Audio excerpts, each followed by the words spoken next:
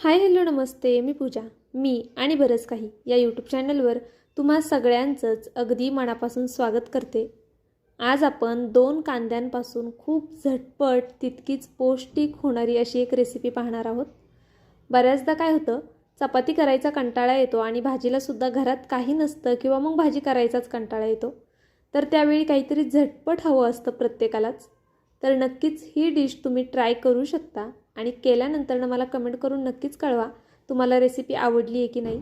खूप सोपी आणि झटपट होणारी रेसिपी आहे. तर इथे बघा मी 2 कांदे घेतलेत. कांद्यांची साल काढून घेतली आहे आणि दाखवल्याप्रमाणे व्हिडिओमध्ये आपल्याला हे कांदे कट करून घ्यायचे. तर आधी असा उभा कापायचा, त्यानंतर मधनं बघा कट द्यायचा आणि मग कापायचा आहे, म्हणजे मग छान असा बारीक कापला जातो कांदा. पण एक लक्षात घ्या, आपल्याला हा कांदा खूप असा फाईन कट नाही करायचा आहे. थोडा चौकोनी दिसला पाहिजे अशा पद्धतीनेच आपल्याला कापायचा आहे, म्हणजे थोड्या फोडी दिसल्या पाहिजे थोडक्यात. आणि हाताने हा असा मोकळा करून घ्यायचा. तर बघा सगळाच कांदा मी इथे कापून घेतलेला आहे. तुम्ही पाहू शकता अगदी अशा चौकोनी चौकोनी फोडी आपण ठेवलेल्या आहेत. खूप बारीक कापलेला नाही आहे आणि खूप जास्त जाडही नाही ठेवलं आहे. आता इथे माझ्याकडे एक गाजर आहे म्हणून मी ते ॲड करते यामध्ये. जर तुमच्याकडे नसेल तर नाही घातलं तरी काही हरकत नाही आहे, पण असेल तर घाला, नसेल तर नका घालू. आता ह्या गाजरची आपल्याला साल काढून घ्यायची आहे बघा. आता तुम्ही म्हणाल साल प्रत्येकालाच काढता येते, पण जर तुम्ही माझे बऱ्याचशा कमेंट जर वाचल्या तर बहुतेक कमेंट अशा येतात की ताई भाजी कटिंग करण्यापासून सुद्धा दाखवत जा, आम्हाला ते सुद्धा पाहायला आवडतं. आणि बऱ्याचशा गृहिणी अशा असतात की ज्यांना खूप डिटेलमध्ये व्हिडिओ हवा असतो, तर त्यासाठी माझा व्हिडिओ खूप डिटेलमध्ये असतो. तर काही अशा गोष्टी आहेत की ज्या थोड्याशा तुम्हीसुद्धा ॲडजस्ट करा. तर चला आता बघा साल काढून झाली आहे. आपल्याला किसून घ्यायचं आहे हे गाजर. बरं किसताना ह्याच्यामधला जो पार्ट असतो तो तुम्ही काढून टाकलात तरीसुद्धा चालणार आहे किंवा नाही काढलात तरीसुद्धा चालणार आहे. आता मी इथे संपूर्ण गाजर तुम्हाला किसून नाही दाखवत. अशा पद्धतीने आपल्याला गाजर किसायचं आहे. तुम्ही पाहू शकता आपलं गाजर संपूर्ण किसून झालेलं आहे. बरं लक्षात घ्या, बारीक किसणीनेच किसा. मोठ्या किसणीने गाजर किसू नका, नाहीतर मग जाड जाड स्लाईस होतील त्याच्या. शक्यतो असं बारीक किसणीनेच किसा. आता त्यानंतरनं काय करायचं आहे, आपल्याला एक भांडं घ्यायचं आहे. पसरट भांडं घ्या शक्यतो आणि मोठं घ्या भांडं घेतानाच. आता त्यामध्ये हे 2 कांदे घालायचे आहेत आपल्याला चिरलेले. त्यानंतरनं जे आपण गाजर किसून घेतले ते सुद्धा आपल्याला यात घालायचे. बरं आता गाजराऐवजी तुमच्याकडे ज्या काही भाज्या असतील घरामध्ये, कोणत्याही अगदी पालेभाजी असो किंवा कोणतीही भाजी, ती तुम्ही यात नक्कीच ॲड करू शकता. त्यानंतरनं मी इथे अद्रक लसणाची पेस्ट घेतलेली आहे 1 चमचाभर. अर्धा चमचा चिली फ्लेक्स घालते आहे. माझ्याकडे आहे म्हणून घालते आहे, तुमच्याकडे नसेल तर नाही घातलं, स्किप केलं तरीसुद्धा चालेल. त्यानंतरनं कसुरी मेथी घालायची आहे आपल्याला. तुम्ही कसुरी मेथीऐवजी कोथिंबीर घातलीत तरी चालेल. आता इथे धना पावडर घेतलेली आहे बघा मी. आता बरेचसे ऑप्शन देते आहे तुम्हाला, त्याऐवजी तुम्ही हे घाला ते घाला, कारण की प्रत्येकाकडे प्रत्येक गोष्ट अवेलेबल नसते त्यासाठी. त्यानंतर इथे मी आता चाट मसाला घातला आहे. चाट मसाला नसेल तर नक्कीच लिंबू घाला. आणि थोडंसं आपल्याला हिंग घालायचं आहे, अगदी चवीपुरतं थोडंसं. त्यानंतर गोडा मसाला घालायचा आहे आपल्याला 1 चमचाभर. कोणताही गरम मसाला घेतलात तरीसुद्धा चालणार आहे. त्यानंतर बघा इथे मी हळद घातली आहे चिमूटभर फक्त. आणि त्यानंतर आपल्याला बेडगी मिरची पावडर घालायची आहे. आपण आधी चिली फ्लेक्ससुद्धा मी घातलेत, त्यामुळे मग बेडगी मिरची पावडर वापरली आहे. तुम्ही हवं तर लाल तिखट घातलं तरी चालेल. आता इथे ओवा घेतला 1 मोठा चमचा आणि तो छान असा हातावरती क्रश करून घालायचा आहे आपल्याला, म्हणजे मग त्याचा जो स्वाद असतो तो आपल्या पदार्थामध्ये छान उतरला जातो. आता हे सगळं झालं की यामध्ये गव्हाचं पीठ ॲड करायचं आहे आपल्याला 2 मोठे चमचे. आता तुम्हाला किती क्वांटिटीत हा नाश्ता करायचा आहे किंवा जेवणासाठी सुद्धा तुम्ही अगदीच करू शकता, तर किती क्वांटिटीत करायचं आहे त्याप्रमाणे तुम्हाला पीठ घ्यायचं आहे. इथे बघा मी 2 चमचे पीठ घेतलेले, तर मी हे 3 माणसांसाठी करते आहे. आता यामध्ये अर्धा तांब्या पाणी घातलेलं आहे मी आधी आणि हे छान असं मिक्स करून घेऊया. एकदम खूप सारं पाणी घालू नका, थोडं थोडं करत पाणी घालायचे. पण थोडंसं जास्त झालं तरी टेन्शन घेऊ नका, कारण की आपल्याला ह्या रेसिपीसाठी पीठ घट्ट नाही ठेवायचे. पुढे तुम्हाला समजेलच नक्की आपल्याला कसं पीठ हवं आहे यासाठी. आता बघा हे पाण्यामध्ये मी छान असं एकसारखं हलवून घेतलेलं आहे. पाणी घातल्यावर पुन्हा मी अर्धा तांब्याच्या आसपास पाणी घातले आणि हे पुन्हा व्यवस्थित असं मिक्स करून घेते. आता जर तुम्ही पीठ जास्त घेतलं तर तुम्हाला मग पाणी जास्त लागू शकतं, त्यामुळे मग पाण्याचा अगदीच अंदाज नाही सांगत की 1 तांब्या लागला किंवा 2 तांबे लागले, कारण की प्रत्येकाला कमी जास्त लागू शकतं. फक्त किती पातळ ठेवायचे ते पुढे मी तुम्हाला दाखवते संपूर्ण पाणी मिक्स करून झाल्यानंतरनं. आणि मी हलवते, यावरनं तुम्हाला अंदाज आला असेल की आपल्याला कितपत पातळ हे बॅटर ठेवायचे आणि बहुतेक जणांना समजलं सुद्धा असेल की आपण नक्की आज काय करतोय. व्हिडिओ संपूर्ण पहा, म्हणजे ही रेसिपी फसते की काय होतं, काय करावं लागतं ते तुमच्या सगळं लक्षात येईल.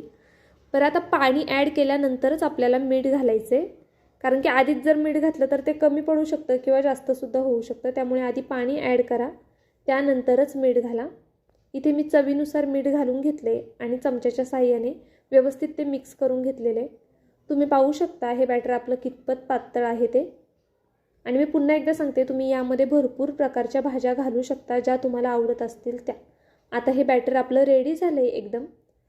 इथे मी पॅन तापायला ठेवलेला आहे. पॅन गरम झाला की त्याला तेल थोडंसं लावून घ्यायचे, खूप जास्त तेल लावायचं नाही, अगदी थोडं तेल लावा. आणि पुन्हा एकदा तुमची रेसिपी चुकू नये म्हणून एक गोष्ट सांगते खास करून, जर तुम्ही चपाती करायच्या तव्यामध्ये जर करत असाल तर थोडं तेल जास्त लावा, नाहीतर मग हे चिटकून बसू शकतं. पॅनमध्ये शक्यतो इझिली निघून येतो हा डोसा. तर आता तुम्ही पाहू शकता टाकताना सुद्धा बघा मी साईडने टाकते आणि मग मध्ये टाकते. थोडं वरती पेला उचलूनच टाकायचं, म्हणजे मग अशी छान जाळी येते आणि मस्त जाळीदार डोसे आपले तयार होतात. आता ही वरची साईड पूर्णपणे सुकून द्यायची. त्यानंतरनं जे होल आहेत त्यामध्ये अगदी थोडं थोडं असं तेल सोडायचं आहे आपल्याला, म्हणजे मग ते छान खरपूस आणि क्रिस्पी होतात. जर तुम्हाला तेलाऐवजी तूप वापरायचं असेल तर ते सुद्धा वापरू शकता किंवा बटर लावलं तरी चालेल, पण तेल तूप किंवा बटर काहीतरी लावा, म्हणजे मग छान खरपूस होतात डोसे. आता तुम्ही पाहू शकता खालच्या साईडनी बऱ्यापैकी व्यवस्थित झालेला आहे हा डोसा. आपण बघूया आणि पलटी करूया ह्याला. तर हा पहिला डोसा आहे, थोडाफार चिटकूसुद्धा शकतो, पण पॅन असल्यामुळे शक्यतो चिटकत नाही. पण एक काळजी घ्या, खालची साईड पूर्णपणे होऊन द्या, त्यानंतरच पलटा. जर खालची साईड खूप ओली असेल तर मग पलटताना 100% आपला डोसा तुटणार आहे. त्यामुळे खालची साईड व्यवस्थित होऊन द्या. हवं तर कलत्याच्या साह्याने थोडीशी बाजू उचलून पहा की खालून थोडा लालसर झाला आहे की नाही, त्यानंतरच मग पलटायचं आहे. तर हा दोन्ही साईडनी व्यवस्थित आपल्याला भाजून घ्यायचं आहे. व्यवस्थित भाजा. आणि गव्हाचं पीठ आहे त्यामुळे ते थोडंसं मऊसर राहतं, तर तुम्हाला वाटेल कच्चं राहिलं आहे की काय करताना, पण ते कच्चं राहत नाही. एका डोशाला कमीत कमी 3 मिनटं तरी भाजू द्या मीडियम गॅसवरती, तो आरामात भाजला जातो. आणि ते तुम्ही पाहू शकता मस्त असा आपला डोसा तयार झालेला आहे. खूप जाळीदार होतो, मुलांच्या टिफिनसाठी करू शकता किंवा मग आदल्यामधल्या वेळेत खायला. आणि खूप झटपट होणारी रेसिपी आहे खरं तर, एक 10-1 मिनटामध्ये तर आरामात होऊन जाते. त्यामुळे नक्कीच ट्राय करू शकता. भरपूर जर भाज्या घातल्या तर मुलांच्या पोटात भाज्यासुद्धा जातात आणि पौष्टिक होऊन जातो जास्त. त्यामुळे नक्कीच एकदा ट्राय करा. आता व्हिडिओ इथपर्यंत पाहिलाच आहे तर ह्या जाळीदार डोश्यासाठी एक लाईक करायला विसरू नका. नवीन असाल तर नक्कीच सबस्क्राईब करा. आणि 2-3 दिवसांपूर्वी मी एक रेसिपी अपलोड केली आहे ब्रेड आणि बटाट्याची, ती जर पाहिली नसेल तर आवर्जून जाऊन पहा. त्याला भरभरून तुम्ही प्रतिसाद दिला आहे, खरंच खूप छान वाटलं पाहून. असंच प्रेम राहू द्या. आणि नवीन असाल तर नक्कीच सबस्क्राईब करून घ्या. आणि आपल्या चॅनलवरती भरपूर प्रकारचे व्हिडिओ असतात, म्हणजे रेसिपीचेच. टिफिनसाठी म्हणा, नाश्त्यासाठी, मुलांच्या टिफिनसाठी, किंवा पाहुणे आल्यावरती तुम्ही झटपट काय करू शकता, व्हेजमध्ये नॉनव्हेजमध्ये, अशा भरपूर रेसिपी मी आपल्या चॅनलवरती ऑलरेडी अपलोड केलेल्या आहेत. बरं, चटण्यासुद्धा आहेत आपल्या चॅनलवरती. तुम्ही माझे संपूर्ण व्हिडिओ सर्च करा आणि पहा, तुम्हाला भरपूर प्रकारचे व्हिडिओ आपल्या चॅनलवरती मिळून जातील. त्यामुळेच सांगते, जर नवीन असेल तर पुढील येणाऱ्या व्हिडिओंसाठी नक्कीच एक सबस्क्राईब करून घ्या. आता बघा हा डोसा मस्त झालेला आहे, अगदी परफेक्ट असा होतो. खालच्या साईडनी पाहताय तुम्ही, सहज उचलता येतोय. असा झाल्यानंतरच तो पलटायचा आहे, म्हणजे मग तुटणार नाही अजिबात. आणि पुन्हा सांगते, जर तुम्ही चपाती करायच्या तव्यामध्ये करत असाल तर थोडे पेशन्स ठेवा, त्यामध्ये व्हायला वेळ लागतो. हा तवा जास्त पातळ असतो आणि नॉनस्टिक असल्यामुळे खूप सहज उचलला जातो. तर चला, आपले डोसे रेडी झालेले आहेत. तुम्हाला कसे वाटले ते मला नक्कीच कमेंट करून कळवा. हा डोसा तुम्ही सॉससोबत, केचपसोबत, मेयोनीजसोबत किंवा मग कोणत्याही प्रकारच्या चटणीसोबत खाऊ शकता. काहीच नसेल तर दह्यासोबत, किंवा तेही नसेल तर नक्कीच चहासोबत, शेंगदाण्याची चटणी, अगदी तुम्हाला वाटेल त्या पदार्थांसोबत हा डोसा तुम्ही खाऊ शकता. हलका फुलका नाश्ता होतो, जास्त हेवी होणार नाही. त्यामुळे नक्कीच एकदा तरी ट्राय करूनच पहा. आणि व्हिडिओ इथपर्यंत पाहिला आहे तर नक्कीच एक लाईकसुद्धा करा. मी तुम्हाला दाखवते जवळून किती जाळी छान आली आहे आणि किती पातळ आणि मस्त झालेले इथे डोसे. खरंच खूप कमाल होतात. एकदा केले तर मुलं नेहमी म्हणतील की हाच डोसा आम्हाला करून देत जा म्हणून. पीठ भिजवायची झंझट नाही आहे किंवा वाटण घाटण नाही आहे, काहीच नाही. त्यामुळे नक्कीच एकदा ट्राय करू शकता. तर चला, असाच एक छानसा व्हिडिओ घेऊन मी पुन्हा हजर राहीन. तोपर्यंत बाय. व्हिडिओ संपूर्ण पाहिलात त्याबद्दल खरंच खूप मनापासून धन्यवाद.